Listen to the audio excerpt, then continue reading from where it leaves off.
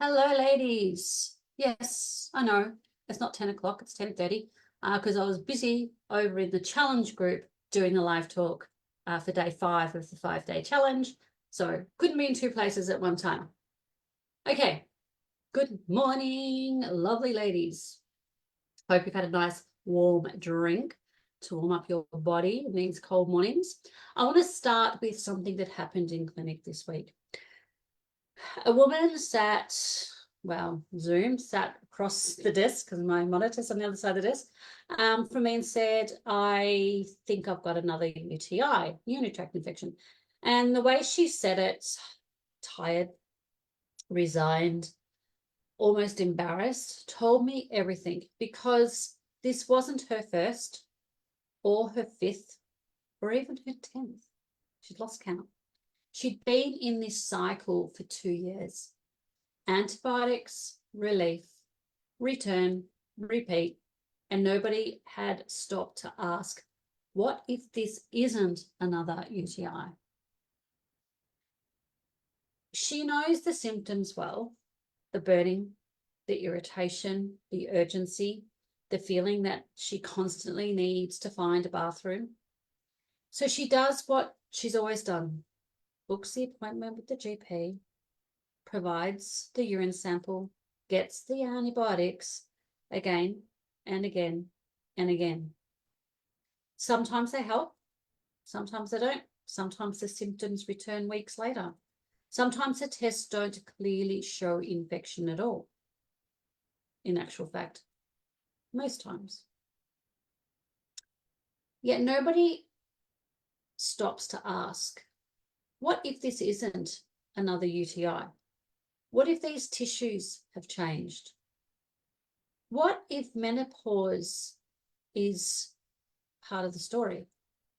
What if the body is asking for a different conversation? Because while everyone is focused on infection, women are busy living with the impact. The woman who is conscious of the irritation through the day, the woman who crosses her legs before she coughs or braces, the woman who worries about sneezing in public, the woman who starts planning outings around bathrooms, the woman who avoids long drives, the woman who carries spare undies in a handbag just in case, the woman who notices things don't feel the same anymore but isn't quite sure how to explain it. I had a woman cancel her entire holiday bus tour. Not because she didn't want to go, but because she was terrified of not being able to hold on. I've had women describe intimacy feeling like sandpaper. Others tell me they experience spotting or bleeding afterward. Some quietly stay up later than their partner or go to bed a lot earlier and fake being asleep.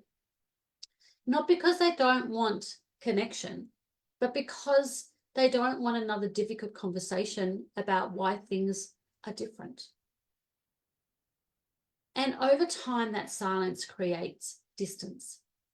Not because anyone has done anything wrong, but because nobody explained what was happening.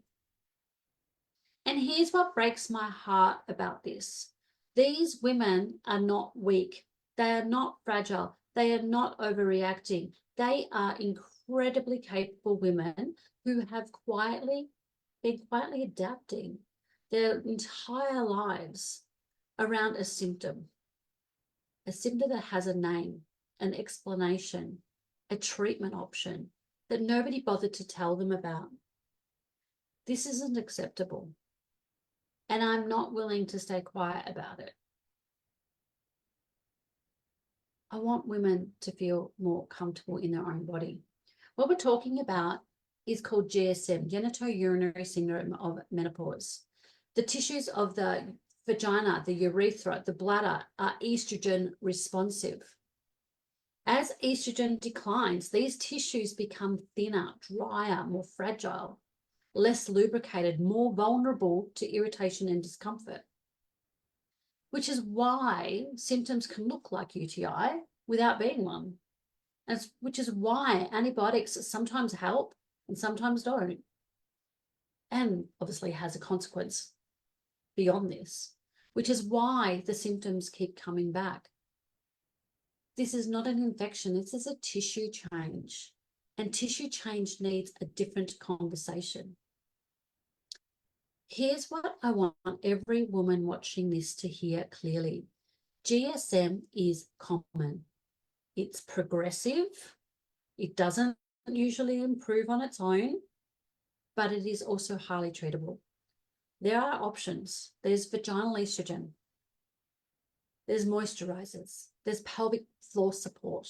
There's naturopathic support for the tissue and for whole hormonal picture, the whole person. Options exist. Support exists. Conversations exist. They need to happen more though. And you deserve to have them. Not in 6 months, not when things get worse or intolerable, now. Because being repeatedly given antibiotics for symptoms that keep returning is not good enough. Being told it's just aging when it's actually a treatable hormonal tissue change is not good enough.